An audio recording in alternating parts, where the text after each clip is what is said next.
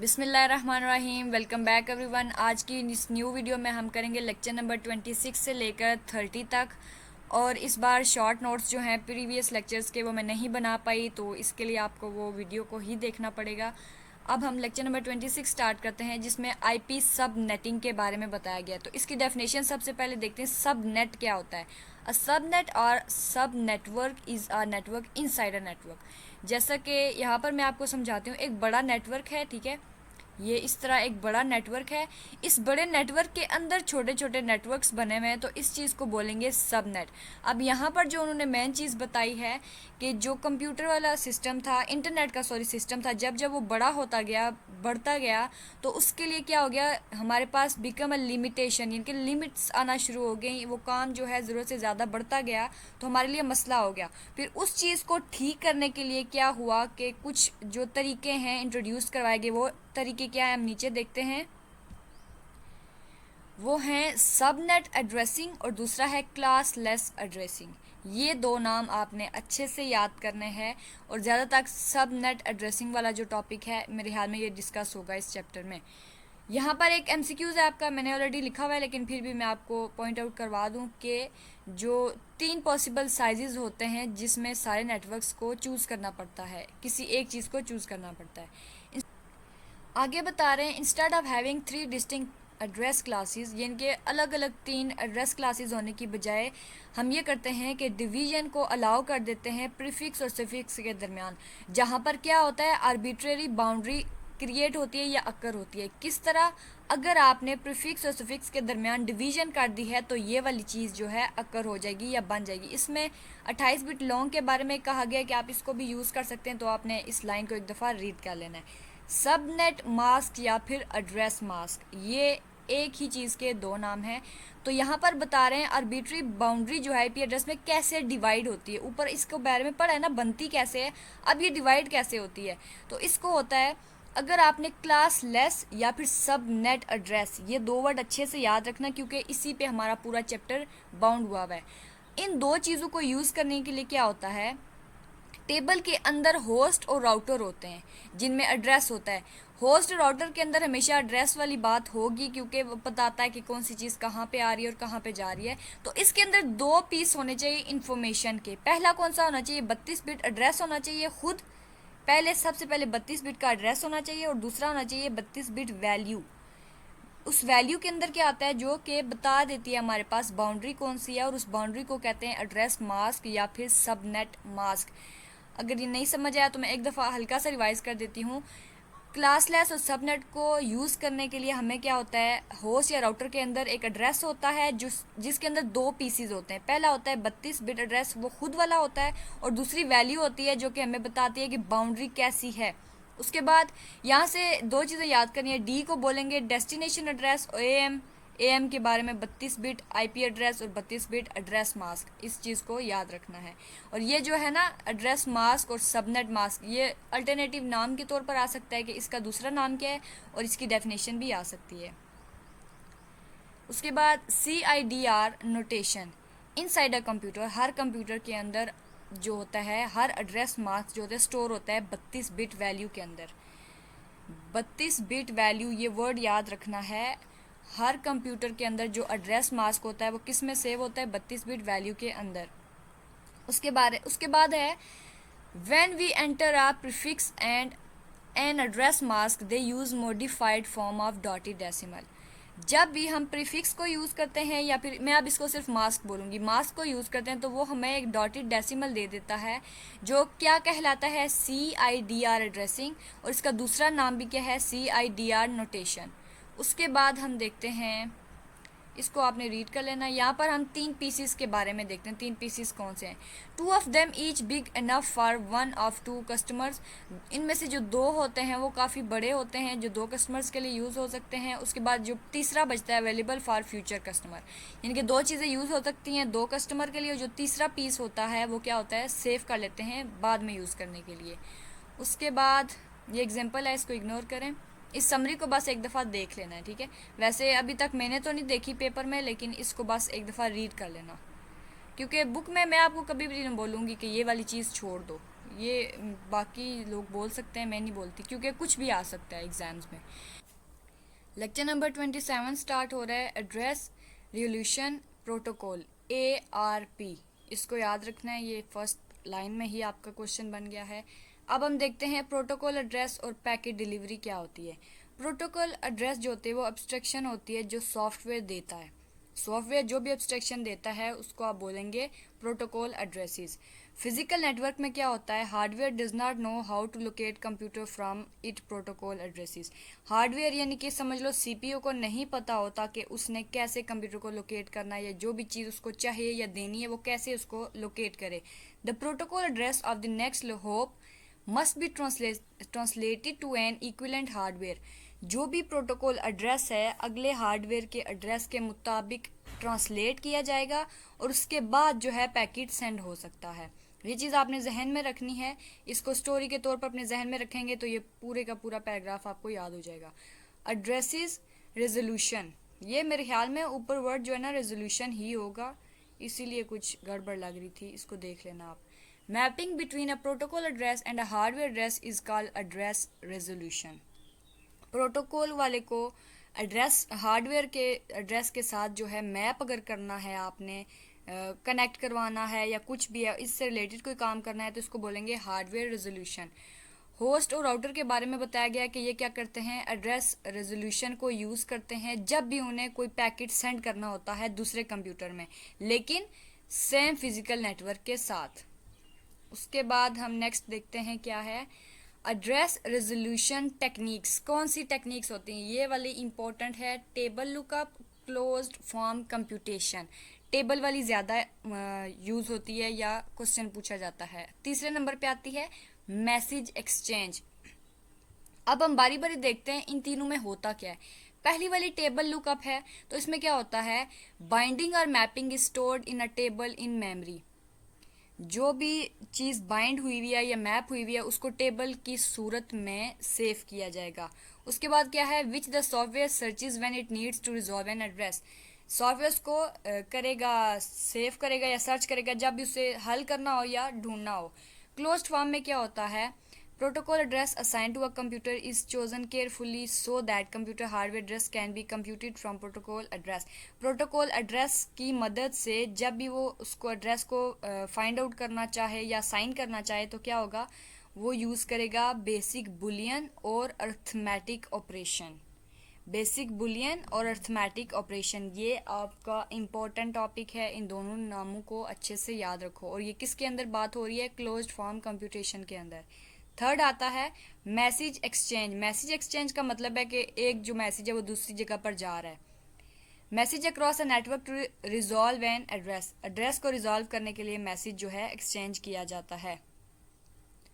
उसके बाद यहाँ से आप एक चीज़ देख लेना, जो कंप्यूटर मैसेज सेंड करते हैं वो बाइंडिंग या ट्रांसलेशन की सूरत में होती है, या फिर जो दूसरा कंप्यूटर रिप्लाई करता है उसके अंदर क्या होता है, रिक्वेस्टेड इन्फॉर्मेशन होती है। अच्छा, अब इन तीन कैटेगरीज को जो है इन डिटेल में कह रहे हैं कि हम डिस्कस करेंगे, यानी कि इसमें मिसालें भी होंगी और ज़्यादा ज़रूरत से ज़्यादा डाटा होगा। Address resolution with table lookup. Table lookup को यूज़ करके एड्रेस की रेजोल्यूशन कैसे की जाती है। रेजोल्यूशन को हमेशा चाहिए होता है डाटा स्ट्रक्चर चाहिए होता है, यानी कि डाटा जिस भी फॉर्म में ना पूरा एक उसका स्ट्रक्चर बनाओ, ढांचा बनाओ कि ये इस तरह से डाटा होगा, काम करेगा, जो भी है उसके एक पूरी आप कह सकते हो शॉर्ट सी तस्वीर होनी चाहिए कि जिसके अंदर सारी चीज़ें समझाई गई हों। इसमें क्या होता है, information about address binding. Data structure के अंदर हमारे पास इंफॉर्मेशन होती है एड्रेसेस की, और उसके बाद सेपरेट एड्रेस बाइंडिंग टेबल होता है जो कि इस्तेमाल करता है हर फिजिकल नेटवर्क।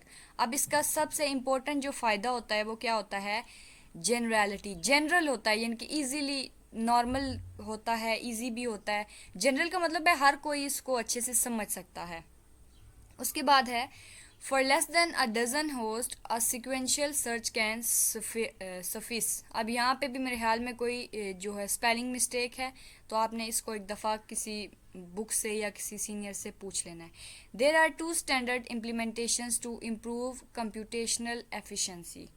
अब कंप्यूटर की जो ज़्यादा एफिशिएंसी बढ़ाने के लिए दो स्टैंडर्ड हैं जो यूज़ होते हैं, हैशिंग, डायरेक्ट इंडेक्सिंग। अगेन ये इम्पोर्टेंट है हैशिंग वाला भी, ये आप देखोगे आपके एग्ज़ाम में जब आएगा। अगर आपने इसको अच्छे से किया हुआ तभी याद रहेगी कि ये आपके एग्जाम में आया है, क्योंकि जो टॉपिक याद नहीं रहता उसका पता नहीं चलता, लोग कहते हैं बुक के अंदर से आया ही नहीं है, बाहर से आया है। अच्छा, हैशिंग को देखते हैं क्या होता है। Hashing is the transformation of a string of character into a usually shorter fixed length value। अब देखते हैं हैशिंग क्या होती है। स्ट्रिंग का बदल जाना एक कम लेंथ वाली वैल्यू में, या फिर रिप्रेजेंट द ओरिजिनल स्ट्रिंग, जो कि ओरिजिनल स्ट्रिंग शो कर रही है उसकी में बदल जाना। हैशिंग क्या होती है, कैरेक्टर का बदल जाना एक शॉर्ट फॉर्म में, या फिर की जो कि ओरिजिनल स्ट्रिंग को दिखा रही होती है। हैशिंग नेक्स्ट कह रहे हैं hashing is use to index and retrieve items. ये दो कामों के लिए यूज होती है। एक इंडेक्स का मतलब क्या होता है, बुक के शुरू में एक हमारे पास पेज होता है ना जिसपे लिखा होता है फलां पेज पे फलां वाला चैप्टर है, ये इस तरह साइड डिटेल, उसको इंडेक्स बोलते हैं। और रिट्राइव आइटम यानी कि जो आइटम्स हो उनको रिकवर करना होता है उसके बारे में, क्योंकि ये तेज होता है कोई भी जो चीज़ है फाइंड आउट करने के लिए shorter hashed key then to find it using the original value. Original value की बजाय अगर आप शॉर्टर हैश्ड की को यूज़ करें तो वो तेज़ी से काम करेगी, ठीक है। उसके बाद इंक्रिप्शन एल्गोरिदम में भी यूज़ होता है। डायरेक्ट इंडेक्सिंग, अब हमारे पास दूसरा टॉपिक आ गया है। पहले वाला हैशिंग था ना, अब ये दूसरा डायरेक्ट इंडेक्सिंग आ गया है। It is less general non techniques. It is possible only in case where protocol address are assigned from the compact range. जब कम्पैक्ट रेंज की मदद से या वहाँ से कोई आपको एड्रेस प्रोटोकॉल असाइन किया जाएगा तो ये तब पॉसिबल होगा। क्या चीज़, डायरेक्ट इंडेक्सिंग। उसके बाद address resolution with closed form. अब ये हमारे पास आ गया दूसरा टॉपिक। पहले वाली हम पढ़ चुके हैं। पहले वाले के अंदर 2 पॉइंट थे, ये जहन में रखना है, ठीक है। यहाँ पे डब्बे के अंदर एक और डब्बा डाला हुआ था ने, यहाँ से मैं आपको बताती हूँ। ये देखें उन्होंने क्या बोला था, अब डिटेल में देखना है सब कुछ, तो अब डिटेल में देख रहे हैं। ये वाला था पहला पॉइंट, ठीक है। पहला पॉइंट कौन सा था, टेबल लुकअप का। अब दूसरा पॉइंट आ गया, उस टेबल वाले के अंदर 2 थी, हैशिंग और डायरेक्ट। अब उसके बाद आता है दूसरा जो है address resolution with closed form computation. अब इसके अंदर क्या होता है, for network use configurable address it is possible to choose. ये हमारे पास पॉसिबल होता है कि हम कोई भी एड्रेस चूज़ करें जो कि क्या करें, क्लोज्ड फॉर्म बना रहा हो, ठीक है। आ रीसॉल्वर इज यूज टू कंप्यूट। ये अब आपका नेक्स्ट क्वेश्चन भी बन रहा है कि रीसॉल्वर का काम क्या होता है। ये किस चीज़ के लिए यूज होता है, mathematical function that maps an IP address to a hardware address. जो कि हार्डवेयर एड्रेस में एक आईपी एड्रेस देते हैं या मैप करते हैं, उसको बोलते हैं रीसॉल्वर, जो यूज करता है उसको। अच्छा, अब यहाँ पर मैसेज एक्सचेंज, ये तीसरा बड़ा पॉइंट आ गया आपका। अब इसमें ये कैसे काम करता है, address resolution with message exchange and alternative to local computational. ये आपका क्वेश्चन है, लोकल कंप्यूटेशन का अल्टरनेटिव क्या होता है, तो वो होता है डिस्ट्रीब्यूटेड अप्रोच। जो भी अप्रोच है ना किसी बड़ी चीज़ तक पहुंचने के लिए, आप छोटी छोटी अप्रोचेस लोगे तो वो हो जाएगी distributed approach. A computer that needs to resolve an address sends a message across network and receive a reply. Computer को क्या चाहिए होता है, ठीक करना होता है, उसने कोई भी एड्रेस जो कि सेंड करना होता है और उसके बाद या जो रिप्लाई लेना होता है। The message carriers a request that species that protocol address and reply carriers corresponding hardware addresses. इसकी 2 कैटेगरीज होती हैं, सेंट्रलाइज्ड, डिस्ट्रीब्यूटेड।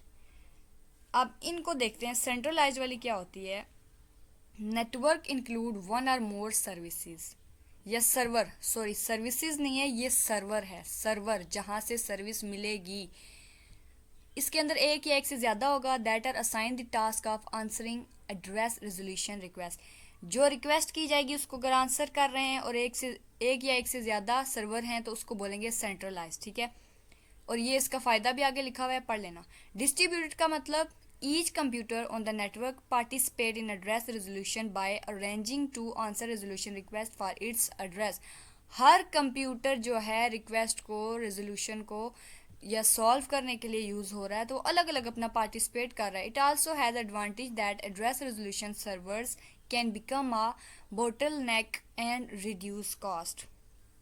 डिस्ट्रीब्यूटेड में आपसे कह सकते हैं इन दोनों में से कॉस्ट किसकी कम होती है, तो आप कहोगे जो डिस्ट्रीब्यूटेड है ये क्या करता है, कॉस्ट को कम कर देता है। फाइनली लेक्चर नंबर 28 ARP यानी कि पिछला ही लेक्चर आगे अब चलेगा। Message format. अब ARP का जो मैसेज फॉर्मेट है वो कैसा होता है वो देखते हैं। अब यहाँ पर उन्होंने समरी दी हुई है, एड्रेस रेजोल्यूशन समरी, तो इसको हम करते हैं स्किप। प्रोटोकॉल क्या होते हैं? TCP IP can use any of 3 address resolution, कोई भी 3 एड्रेस रेजोल्यूशन यूज कर सकती हैं। डिपेंड कर रहा होता है कि आप कौन सी एड्रेसिंग स्कीम यूज कर रहे हैं और किस हार्डवेयर की मदद से कर रहे हैं। एड्रेसिंग स्कीम कौन सी यूज कर रहे हैं और किस हार्डवेयर के अंडर काम करके उसको यूज कर रहे हैं। उसके बाद ARP का मतलब है एड्रेस रेजोल्यूशन प्रोटोकॉल। इसकी 2 मैसेज की टाइप होती हैं। इस वाले की ARP की 2 बेसिक मैसेज टाइप होती हैं। एक होती है रिक्वेस्ट, मैसेज रिक्वेस्ट किया और उस रिक्वेस्ट के बदले में रिस्पॉन्स किया। तो ये क्या होता है? IP एड्रेस और रिक्वेस्ट कंटेन करता है जो कि हार्डवेयर एड्रेस के अंदर करस्पॉन्ड करती है। दूसरा क्या होता है? बोथ IP एड्रेस होते हैं, send in the request and the hardware address, इसके अंदर दोनों चीज़ें होती हैं। उसके बाद डिलीवरी कैसे होती है, अब यहाँ पर ये बताई जा रही है। W से X की तरफ गई, W से V की तरफ गई। अब यहाँ से X पे गई, फिर X से Y, फिर Y से Z, और ये डायरेक्ट भी देखो, डायरेक्ट भी जा रही है। तो इस चीज़ को ज़रा रखना है ध्यान में। ARP मैसेज फॉर्मेट, इसका फॉर्मेट यानी कि ये किस तरीके से, जैसा कि एक एप्लीकेशन का फॉर्मेट होता है, लेटर का फॉर्मेट होता है, इंग्लिश में हमने पढ़ा था, तो इसी तरह इसका भी एक फॉर्मेट होता है।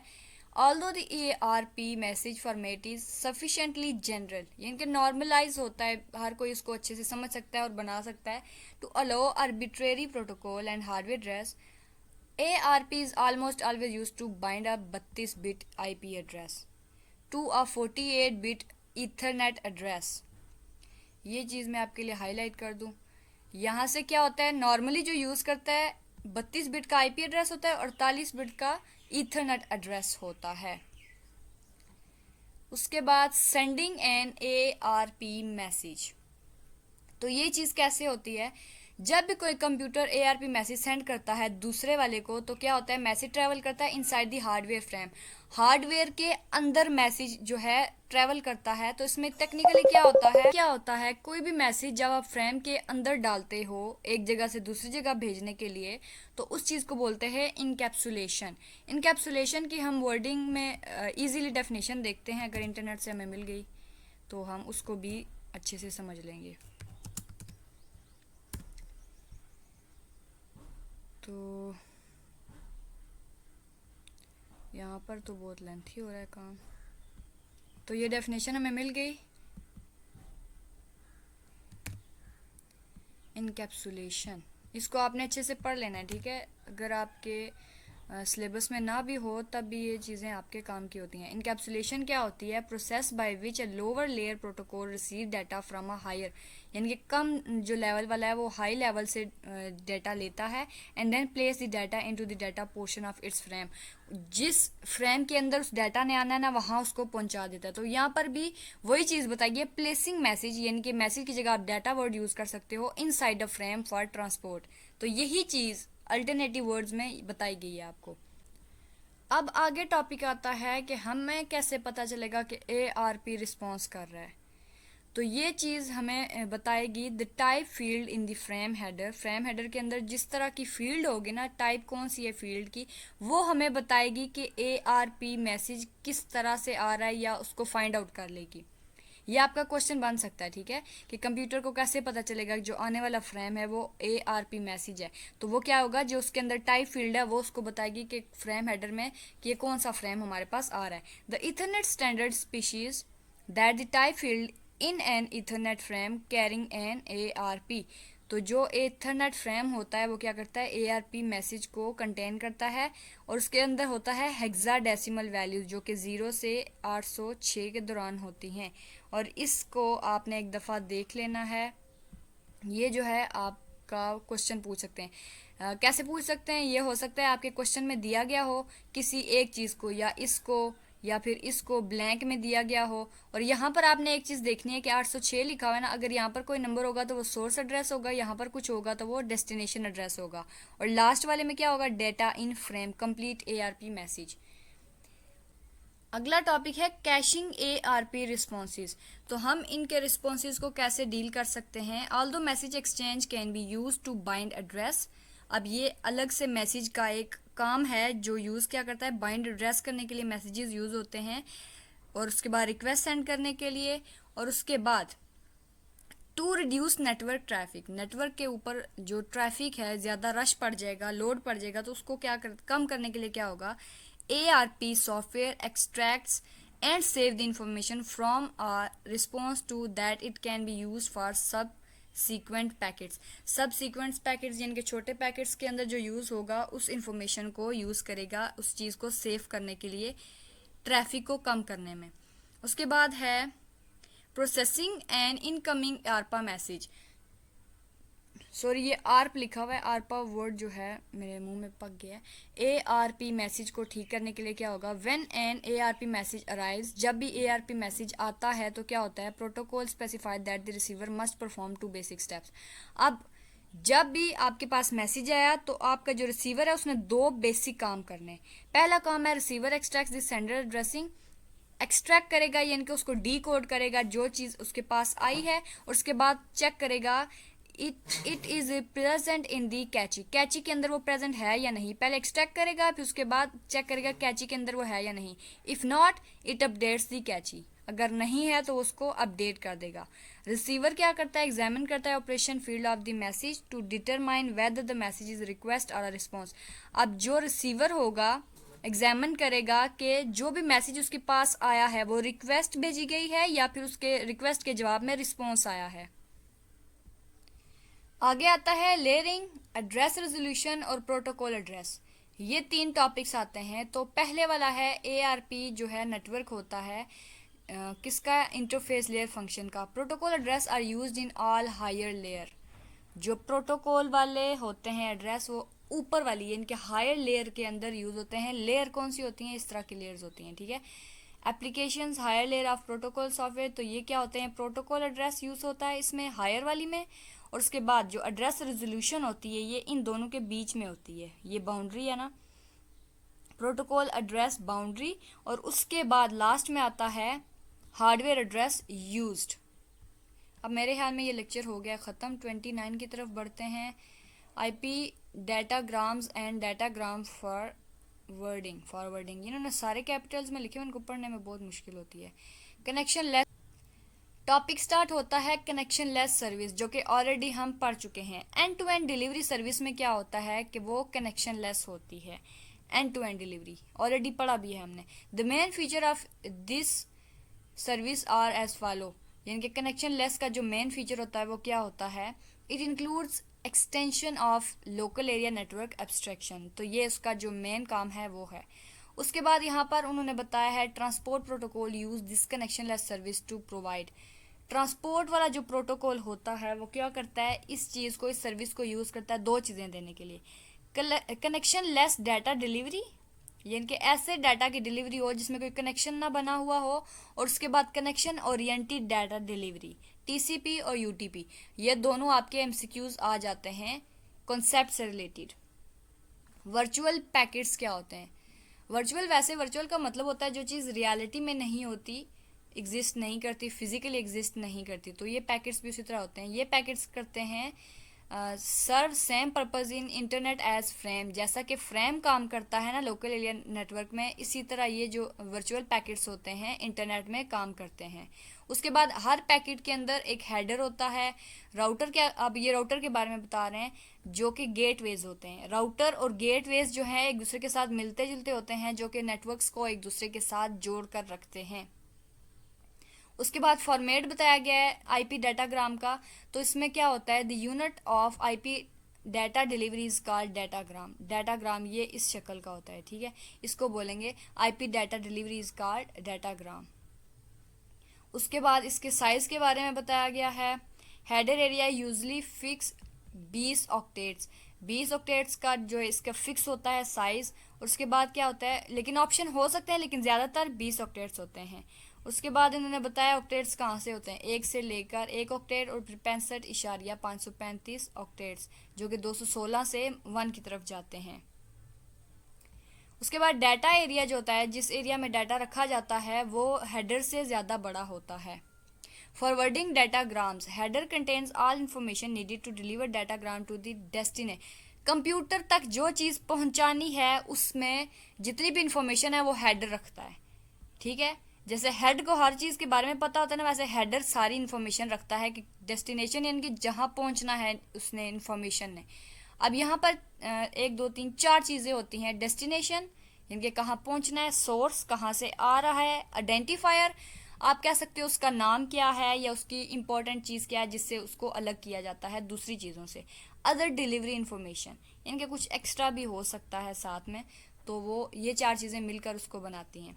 राउटर हमारा एग्जामिन करता है कि examine header of each datagram and forward datagram along path the destination. Router का सिर्फ काम जोड़ना नहीं होता, ये इस चीज़ को टेस्ट भी कर रहा होता है। जो हेडर होता है डाटाग्राम का या फिर डाटाग्राम का फॉरवर्ड, हेडर और फॉरवर्ड दोनों को चेक कर रहा होता है। राउटिंग टेबल क्या होता है? अब ये देखो, ये जो लिखे हुए हैं ना R1 R2 R3, ये सारे राउटर्स हैं जो कि दूसरे नेट को, एक नेट को दूसरे नेट के साथ जोड़ रहे हैं। तो एफिशिएंसी बढ़ाने के लिए क्या होता है, इन्फॉर्मेशन अबाउट फॉरवर्डिंग, इनके इन्फॉर्मेशन जो आगे जा रही है उसको स्टोर किया जाता है राउटिंग टेबल के अंदर। राउटर के अंदर नहीं, राउटिंग टेबल के अंदर किया जाता है, जो कि शुरू होता है कैसे, सिस्टम के साथ। जो पहले इनिशियलाइजेशन वाला काम होता है, इनिशियलाइजेशन का मतलब है वो काम कहाँ से शुरू हुआ है या शुरू हो चुका है, और उसके बाद उसमें जो अपडेट की जाएगी टाइम बदलने के साथ साथ। यहाँ पर एक चीज़ बताई गई है कि ये राउटिंग टेबल कौन सी लिस्ट रखता है, तो इसको आपने एक दफ़ा चेक कर लेना है। यहाँ से 1 2 MCQs बन रहे हैं, आपने इसको भी रीड करना है। हम इसकी तरफ चलते हैं। वैसे ये सारी चीज़ें रिपीट ही हो रही हैं। एड्रेस मास्क, यहाँ से मैं आपको करवाती हूँ। 2 पैरामीटर्स होते हैं नेटवर्क इंटरफेस के, एक IP डाटाग्राम और दूसरा नेक्स्ट होप एड्रेस। यहाँ पर बताया हुआ है कि जो नेक्स्ट होप एड्रेस होता है ये IP डाटाग्राम, यानी कि ये वाली चीज़ ऊपर वाले में नहीं शो होती, अपेयर नहीं होती। Best effort delivery, IP provide service equivalent two lane. IP जो होता है इस लोकल एरिया नेटवर्क के मुताबिक सर्विस देता है, जितनी वो देता है ना इतना IP प्रोवाइड करता है। उसके बाद इसके अंदर कोई गारंटी नहीं होती कि ये डुप्लीकेट डाटाग्राम को बचा के रखेगा। डुप्लीकेट का मतलब है एक ही चीज़ की दोबारा से कॉपी बन जाना, या फिर डिलेड और आउट ऑफ ऑर्डर डिलीवरी, इस चीज़ की भी कोई गारंटी नहीं देता। या करप्शन, कोई डाटा ख़राब हो गया, गड़बड़ हो गई, तो उसके बारे में भी कुछ खास नहीं बताएगा। या फिर डाटाग्राम लॉस हो गया, जो आपने डाटाग्राम दिया था वो आते हुए या जाते हुए ख़राब हो गया। किसके बारे में बता रहे हैं? IP प्रोवाइड्स, IP के बारे में। ट्रांसपोर्ट लेयर क्या होती है? एक रिलायबल डिलीवरी होती है। ये आपकी जो 7 लेयर्स है ना, इनको अच्छे से एक CS 601 में एक दफ़ा पढ़ लेना, ठीक है। अगर वहाँ से कुछ ना भी आया ना, अगर वो बेसिक कॉन्सेप्ट क्लियर हुए तो ये वाली चीज़ जो है आपको अच्छे से आ जाएगी। It focuses on datagram delivery. यहाँ पर IP एड्रेस के बारे में, ट्रांसपोर्ट लेयर के बारे में अच्छे से बात की गई है। 30वां लेक्चर देखते हैं यहाँ पर क्या है काम का। यहाँ पर समझाने वाला, इसमें तो समझाने वाला कुछ भी नहीं है, ये आपने पढ़ना है। और रट्टा तो नहीं कहूँगी, निशानियाँ रख लेना कोई कोई याद करने के लिए। ये जो मैंने हाईलाइट किए हुए ना, ये मेरे क्विज आ चुके हैं। VRS शो करता है वेरिएंट ऑफ IP, और दूसरा TTL क्या करता है, TTL इज इक्वल टू 0, ये ब्लैंक में आया था, इसको भी पढ़ लेना, ठीक है। स्टेटमेंट पूरी याद हो तो फिर मसला नहीं होता। उसके बाद IP डाटाग्राम ऑप्शन कौन से होते हैं? बहुत सारे ऑप्शन होते हैं जो कि IP हेडर में डाले जाते हैं। अब उन ऑप्शन का नाम क्या है? रिकॉर्ड, राउट, सोर्स राउट और उसके बाद टाइम स्टैम्प। ये तीनों नाम आपने अच्छे से याद रखने हैं। उसके बाद IP internet layer has following task, ये काम होते हैं उसके 2 काम। डाटाग्राम को बनाता है और जो नेक्स्ट हूप आने वाला है उसको फाइंड आउट करता है। पहले क्या करता है? डाटाग्राम बनाता है, फिर अगले नेक्स्ट हूप को मालूम करता है, और उसके बाद hands to network interface layer, और अगली जो लेयर आती है उसको दे देता है। उसके बाद नेटवर्क इंटरफेस लेयर, ये वाली जो लेयर है इसका काम क्या है? It binds next hop address to hardware, अगली हूप को हार्डवेयर की तरफ बाइंड करती है, और उसके बाद तैयार करती है डाटाग्राम को ट्रांसमिशन के लिए, ठीक है, यहाँ से जो चीज़ बन रही थी ना, यहाँ से डाटाग्राम बन गया। अब ये यहाँ पर जब पहुँचेगा तो ये क्या करेगी, इसको तैयार करेगी आगे पहुँचाने के लिए। इनकैप्सुलेशन, इसको वैसे ऑलरेडी हम पढ़ चुके हैं, डेफिनेशन मैंने आपको करवा दी थी। Network interface layer encapsulated IP datagram as data area in the hardware frame. इसको एज एन MCQs याद कर लें। और यहाँ से hardware ignores IP datagram format. Hardware को कोई फ़र्क नहीं पड़ता कौन सा डाटाग्राम फॉर्मेट है, ब्ला ब्ला, ठीक है, वो अपने काम से काम रखता है।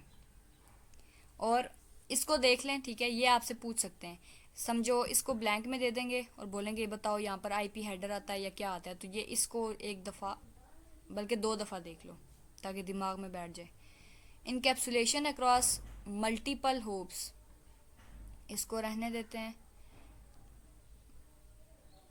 MTU मैक्सिमम ट्रांसमिशन यूनिट, ज़्यादा जो ट्रांसमिशन हो सकती है उसको बोलते हैं MTU। कोई भी डाटाग्राम अगर इनकैप्सुलेटेड हो रहा है हार्डवेयर के अंदर तो उसके अंदर कोई ना कोई छोटा जो है MTU फॉर दी हार्डवेयर, उसका छोटा MTU हार्डवेयर के अंदर होना चाहिए। उसके बाद हेट्रोजीनियस नेटवर्क एंड इंटरनेट में have network with different MTUs। मुख्तलिफ तरह के MTU हों तो उसको बोलेंगे हेट्रोजीनियस। होमोजीनियस होते हैं जिसमें एक जैसे होते हैं, और हेट्रोजीनियस के अंदर चीज़ें मुख्तलिफ होती हैं। तो यहाँ पर वर्ड यूज़ हुआ है डिफरेंट, तो आप इसको हेट्रोजीनियस नेटवर्क के तौर पर याद रखोगे। फ्रेगमेंटेशन क्या होती है, फ्रेगमेंटेशन की हमें डेफिनेशन देख लेनी चाहिए, ठीक है। डेफिनेशन हो जाएगी तो ये टॉपिक आप एक दफ़ा पढ़ोगे तो आपको रट्टा लग जाएगा।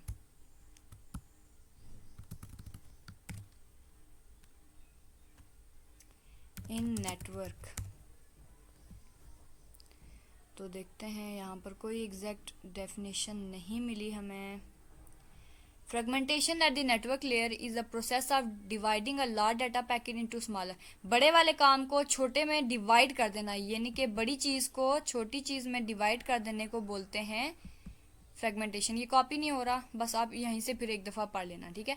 बड़ी चीज़ को डिवाइड करना मैं लिख देती हूँ, डिवाइड इनटू स्मॉलर पीसीस। उसके बाद है डाटाग्राम को लिमिट करने की जो एक टेक्निक है उसको बोलते हैं smallest MTU of any network. Router जो है डिटेक्ट करता है डाटाग्राम को लार्जर देन नेटवर्क MTU। अब ये पॉइंट मैंने वैसे इतने देखे नहीं है पेपर के अंदर, लेकिन फिर भी मैंने हाईलाइट कर दिए थे ताकि आप इसको पढ़ोगे तो आसानी होगी। आगे मैं एक डेफिनेशन करवाती हूँ आपको। रिकंस्ट्रक्शन ऑफ ओरिजिनल डाटाग्राम, जो पहले से डाटाग्राम ओरिजिनल वाला है उसको दोबारा से बनाना होता है रीअसेंबली। रीअसेंबली मतलब पहले जैसे कहते थे ना कि असेंबली में जाएं, स्कूल में जाते थे तो वो एक समझ लो सिस्टम होता था, एक वन लाइन बाय लाइन खड़े होकर कोई आपने स्पेसिफिक काम करना होता तो उसको बोलते थे असेंबली। रीअसेंबली मतलब किसी चीज़ को दोबारा से सेट करके रखना। फ्रेगमेंट आइडेंटिफिकेशन, इसको मैं नहीं करवा रही। ये लॉस कैसे होता है, आईपी में drop fragment because destination drops entire original datagram. अगर ओरिजिनल वाली चीज़ जो है ये क्या हो जाए, ड्रॉप हो जाए, गिर जाए, गुम जाए, तो फ्रेगमेंटेशन जो है वो ख़राब हो जाएगी। उसके बाद फ्रेगमेंटिंग ऑफ फ्रेगमेंट, फ्रेगमेंट को ही फ्रेगमेंटिंग करना, यानी कि पहले से छोटे पार्ट को मज़ीद छोटा बनाना, उस चीज़ को क्या कहेंगे। फ्रेगमेंट में encounter subsequent network with even smaller MTU। छोटे जो स्मॉलर MTU हैं उनके साथ ये छोटे छोटे सब सीक्वेंट मतलब छोटे पार्ट्स में हो जाए तो वो क्या होगा, router fragments the fragment to fit. Router क्या करेगा, इस वाले फ्रेगमेंट को मज़ीद छोटा कर देगा ठीक होने के लिए। लेक्चर नंबर 30 आपका ख़त्म हो गया। मिलते हैं नेक्स्ट लेक्चर में। रखिएगा अपना बहुत सारा ख्याल। वीडियो को शेयर करना मत भूलिएगा और चैनल को सब्सक्राइब करना अगर आप भूल गए तो मैं याद करवा रही हूँ, आपको भी सब्सक्राइब कर लेना चाहिए। टेक केयर, अल्लाह हाफिज़।